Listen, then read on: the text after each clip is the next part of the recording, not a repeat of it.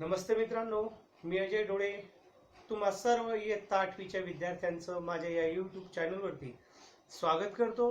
मित्रांनो, मी आज तुम्हाला आजपासून इयत्ता 8वीचा मराठी हा विषय शिकवणार आहे. तर मित्रांनो, आज आपण बघूया विभाग 1 मधील पहिली कविता भारत देश महान, आणि या कवितेचे कवी आहेत कवी माधव विचारे. तर सुरुवातीला आपण कवींचा परिचय जाणून घेऊया. तर कवी माधव विचारे प्रसिद्ध कवी व लेखक आहेत. त्यांच्या विविध विषयांवरील काव्यरचना प्रसिद्ध आहेत. देशभक्तीने ओतप्रेत भरलेल्या रचना हे त्यांच्या काव्याचे वैशिष्ट्य आहे. मित्रांनो, या कवितेमधील भाव आपण समजून घेण्याचा प्रयत्न करूया. तर मित्रांनो, हिमालयाच्या शिखरांनी सुशोभित असलेल्या आणि गंगा यमुनेमुळे सुपिकतेचे वरदान लाभलेल्या आपल्या या भारत भूमीला शौर्याची आणि पराक्रमाची मोठी परंपरा लाभलेली आहे. प्रस्तुत गीतातून समता आणि विश्वशांती ही मूल्ये जपण्याचा संदेश कवींनी या कवितेतून दिलेला आहे. प्रस्तुत गीत हे कवींच्या गीतपुष्पांचा फुलोरा या संपादित काव्यसंग्रहातून घेतलेले आहे. तर बघूया मित्रांनो, आपण पहिली कविता आजची, भारत देश महान. तर मित्रांनो, सुरुवातीला आपण कविता वाचून घेऊया.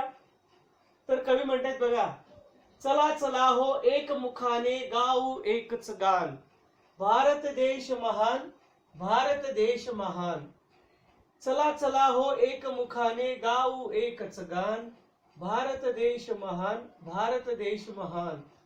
हिमालयाची हिमशिखरे ती भारत भूच्या शिरी डोलती, गंगा यमुना आणि गोमती घालिती पवित्र स्नान. इतिहास नवा हा बलिदानाचा, शौर्याचा अन पराक्रमाचा, समतेचा अन विश्वशांतीचा जागवी राष्ट्राभिमान. शौर्याने जे वीरची लढले, रणांगणी ते पावन झाले, भारतभूचे स्वप्न रंगले, चढवणी उंच निशाण, चढवणी उंच निशाण. भारत देश महान, भारत देश महान. तर मित्रांनो, कवी म्हणतायत पहिल्या दोन ओळींचा अर्थ आपण समजावून घेऊया. बघा, कवी म्हणतायत की चला चला हो एक मुखाने गाऊ एकच गान, भारत देश महान, भारत देश महान.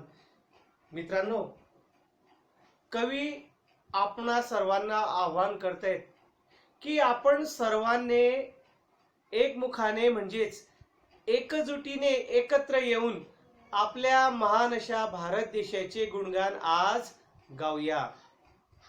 विद्यार्थी मित्रांनो, आपल्या देशाला अतिशय महान अशा संस्कृतीचे वरदान लाभलेले.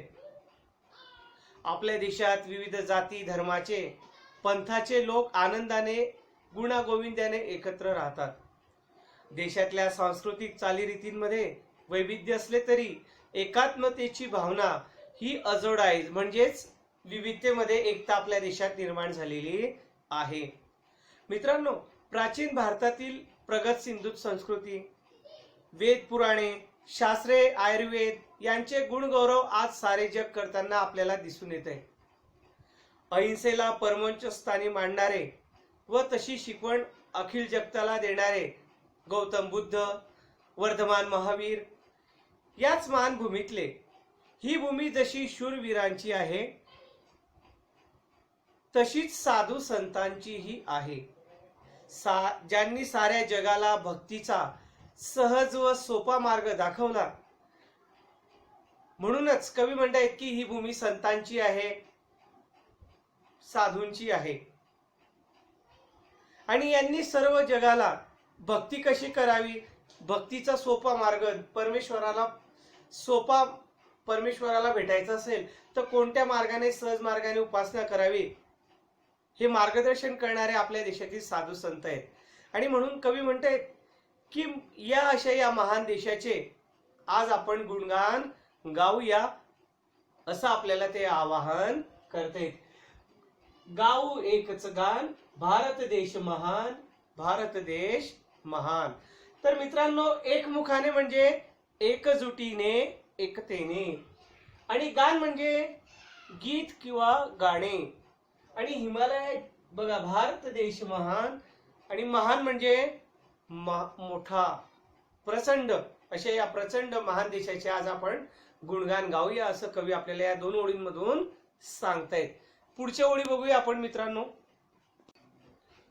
बघा, कवी म्हणतात पुढच्या ओळींमध्ये, हिमालयाची हिमशिखरे ती भारतभूच्या शिरी डोलती. हिमालयाची हिमशिखरे ती भारतभूच्या शिरी डोलती. गंगा यमुना आणि गोमती घालिती पवित्र स्नान. गंगा यमुना आणि गोमती घालिती पवित्र स्नान. भारत देश महान, भारत देश महान. तर मित्रांनो, कवी म्हणते की माझा हा महान असा भारत देश हिमालयासारख्या जगातील सर्वात मोठ्या पर्वतांमुळे आणखीनच महान झालेला आहे, श्रेष्ठ बनलेला आहे. त्याचे सौंदर्य आणखीनच वृद्धिंगत झालेले आहे. अशा या हिमालयाची हिमशिखरे जणू काही या भारतभूच्या शिराची म्हणजेच मस्तकाची एखाद्या राजमुकुटासारखी शोभा वाढवतायत. सन्मानाने भारतभूमीच्या मस्तकी डोलतायत. गंगा, यमुना आणि गोमती या पवित्र व प्राचीन नद्या आपल्या पावन अशा जलाने या भूमीला पवित्र असे स्नान घालत आहेत, असं सुंदर वर्णन कवी या ठिकाणी आपल्याला या कवितेच्या माध्यमातून करतायत. तर मित्रांनो, या 2 ओळींमधील शब्दार्थ आहेत बघा. हिमशिखर म्हणजे बर्फाच्छादित पर्वतमाथा असलेलं उंच ठिकाण, पर्वताचं टोक, त्याला म्हणतात हिमशिखर, पर्वताचा सर्वात उंच भाग. आणि भू म्हणजे जमीन किंवा भूमी, आणि शिर म्हणजे मस्तक, आणि पवित्र म्हणजे पावन, मंगल. अशा प्रकारे आपल्या या 2 ओळींचा अर्थही आपल्या लक्षात आलेला असेल की महान अशा या भारत देशाला हिमालयासारख्या पर्वतामुळे आणखीच शोभा आलेली आहे, सन्मान त्याचा वाढलेला आहे. खूप सुंदर असं ते दृश्य आहे. कवींना भास होतोय, कवींना वाटतंय की अशा या भारतभूच्या शिरावरती, मस्तकावरती हिमालय पर्वत कसा आहे, जणू एखाद्या राजमुकुटासारखा विराजमान झालेला आहे. आणि या ज्या पवित्र नद्यात वाहणाऱ्या, सतत 12माही नद्या वाहणाऱ्या आहेत, त्या आपल्या पवित्र जलाने या भारत देशाला स्नान घालत आहेत, असं सुंदर वर्णन कवी या ठिकाणी करतायत. बघूया आपण पुढच्या ओळी मित्रांनो. बघा, कवी काय म्हणतायत पुढे बघा. इतिहास नवा हा बलिदानाचा, इतिहास नवा हा बलिदानाचा, शौर्याचा अन पराक्रमाचा, समतेचा अन विश्वशांतीचा, जागवी राष्ट्राभिमान. समतेचा अन विश्वशांतीचा, जागवी राष्ट्राभिमान. भारत देश महान, माझा भारत देश महान. बघा मित्रांनो, कवी म्हणतायत या ओळींमधून की इतिहास नवा हा बलिदानाचा. तर मित्रांनो, आपल्या देशाला आज आपण बघतो की आपला देश स्वतंत्र झालेला आहे, पण या देशाचा जर आपण इतिहास पाहिला, जाणून घेतला, तर आपल्या या देशाच्या इतिहासामध्ये आपल्याला अशी अनेक किस्से सापडतील, गोष्टी सापडतील, घटना सापडतील की आपल्या त्या गोष्टी ऐकून, ते किस्से ऐकून आपला ऊर अभिमानाने भरून येईल. मित्रांनो, आपल्याला माहितीच असेल, आपल्या स्वतःच्या जनतेसाठी, स्वराज्यासाठी लढणारे छत्रपती शिवाजी महाराज, छत्रपती संभाजी महाराज, महाराणा प्रताप, पृथ्वीराज चव्हाण यासारख्या शूरवीरांची ही पवित्र अशी भूमी आहे. मेरी झांसी में नहीं दूंगी अशी गर्जना करून ब्रिटिशांशी प्राणपणाने झुंजणाऱ्या अशी गर्जना करून शूर राणी लक्ष्मीबाईची ही वीरभूमी आहे. मित्रांनो, विद्यार्थी मित्रांनो, प्राचीन काळापासून भारताला अनेक शूरवीरांचा संपन्न असा वारसा लाभलेला आहे. अनेक शूरवीरांनी, नरवीरांनी या देशाच्या इतिहासामध्ये, मातीमध्ये जन्म घेतलेला आहे. ब्रिटिशांच्या गुलामगिरीतून मित्रांनो देशाला स्वातंत्र्य मिळवून देण्यासाठी कितीतरी देशभक्तांनी स्वतःच्या प्राणांची आहुती दिलेली आहे, तेव्हा आपल्याला स्वातंत्र्य मिळालेलं आहे. मित्रांनो, भगतसिंग, चंद्रशेखर आझाद, नेताजी सुभाषचंद्र बोस, वासुदेव बळवंत फडके, स्वातंत्र्यवीर सावरकर असतील, क्रांतिकारकांची ही नावे कधी संपणारच नाहीत. भारताच्या समर्पणाचा हा इतिहास सुवर्णाक्षरांनी लिहिला गेलेला आहे. संत एकनाथ, संत ज्ञानेश्वर, संत तुकाराम, संत कबीर, संत रामदास अशा कित्येक महान संतांनी त्यांच्या कर्तृत्वाने, याचबरोबर महात्मा गांधी, डॉक्टर बाबासाहेब आंबेडकर, महात्मा फुले, राजश्री शाहू महाराज यासारख्या अनेक समाज सुधारकांनी आपला राष्ट्राभिमान जागृत केला.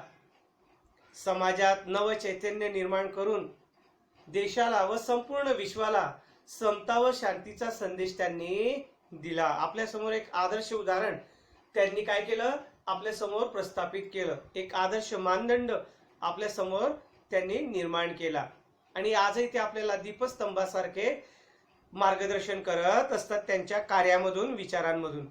तर मित्रांनो, अशा या भारत महान देशाला इतक्या पराक्रमी पुरुषांचा, साधू संतांचा संपन्न वारसा लाभलेला आहे आणि आपणही पुण्यवान आहोत, भाग्यवान आहोत की आपण सुद्धा या महादेशामध्ये जन्माला आलेलो आहोत. अशा प्रकारे कवी आपल्याला म्हणते की समतेचा न विश्वशांतीचा जागवी राष्ट्राभिमान, भारत देश महान. तर या ओळींमध्ये शब्द आहेत बघा, बलिदान. बलिदान करणे, आपल्या प्राणांचे बलिदान करणे, प्राणांची आहुती देणे. शौर्याचा आणि पराक्रमाचा. शौर्य म्हणजे पराक्रम, समता म्हणजे समानता, जागवी जागृत करणे, राष्ट्राभिमान देशाबद्दल अभिमानाची, गर्वाची भावना निर्माण करणे किंवा मनामध्ये असणे, त्याला म्हणतात राष्ट्राभिमान. अशा प्रकारे या कवितेचा अर्थ सुद्धा आपल्या लक्षात आलेला असेल. आपण आता बघूया शेवटच्या दोन ओळी मित्रांनो. बघा, कवी म्हणतात पुढे शेवटी की शौर्याने जे वीरची लढले, रणांगणी ते पावन झाले. शौर्याने जे वीरची लढले, रणांगणी ते पावन झाले. भारत भूचे स्वप्न रंगले, चढवणी उंच निशाण. भारत देश महान, भाजा भारत देश महान. तर मित्रांनो, शौर्याने जे वीरची लढले, तर मित्रांनो कवी म्हणतायत या ओळींमधून की या भारत भूमीला स्वतंत्र करण्यासाठी अनेक वीरांनी आपल्या प्राणांचं बलिदान केलं, आपल्या संसाराची राख रांगोळी केली, आपल्या प्राणांची, आपल्या संसाराची, आपल्या कुटुंबियांची काळजी न करता त्यांनी काय केलं, देशाला स्वातंत्र्य मिळवून देण्यासाठी त्या स्वातंत्र्य आंदोलनामध्ये सर्वस्व झोकून दिलं होतं. अशा या वीरांना कवी म्हणतात की मी नमन करतो, त्यांचं स्मरण करतो की ज्यांनी लढता लढता ते या रणांगणात धारातीर्थी पडले. देशासाठी लढताना हे शूरवीर जणू समरभूमीवर पुनीत झाले, पावन झाले, पवित्र झाले, अमर बनले. या शूरवीर देशभक्तांच्या अथक प्रयत्नांमुळेच उंचच उंच आपल्या देशाचे निशाण म्हणजेच ध्वज, आपला झेंडा फडकवून अखेर भारताच्या स्वातंत्र्याचे सुंदर स्वप्न पूर्ण झाले. त्यांच्या या केलेल्या पराक्रमांमुळेच, त्यांनी दाखवलेल्या त्यागामुळेच आज आपल्याला हे देशाचं स्वातंत्र्य मिळालं आणि आज आपण ते भोगत आहोत. तर मित्रांनो, अशा प्रकारे कवी म्हणतायत की आपण हे स्वातंत्र्य भोगत असताना आपण आपला देश, आपल्या मनातील, हृदयातील देशप्रेमाची भावना कधीही शांत होऊ देऊ नका. कधी देशाप्रती असलेलं जाणीव, प्रेमाची भावना, दायित्व कधी विसरू नका. अशा प्रकारे आपली ही कविता तुमच्या चांगलीच लक्षात आलेली असेल. तर मित्रांनो, शब्दार्थ आहे बघा. शौर्याने म्हणजे पराक्रमाने, वीर म्हणजे शूर योद्धा, वीर म्हणजे शूर योद्धा, तर निशाण म्हणजे झेंडा. तर बघा, अशा प्रकारे मित्रांनो आपली ही कविता पहिली कविता भारत देश महान या ठिकाणी आपण अर्थसहित समजावून घेतलेली आहे। तर मित्रांनो, काही स्वाध्याय मी तुम्हाला देतो या कवितेचा मागील तो आपण वर्गपाठाच्या वहीमध्ये सोडवायचा आहे। तर मित्रांनो, काही आपण या कवितेच्या माध्यमातून आपण खरंच आपल्या देशावर प्रेम करतो का, खरंच माझ्या देशावर माझे प्रेम आहे का, असे काही 5-6 ओळींमध्ये विचारात्मक लेखन करून निबंध लिहून आपण वर्गपाठामध्ये नोंद करायचा आहे। तोपर्यंत मी आपली रजा घेतो। धन्यवाद।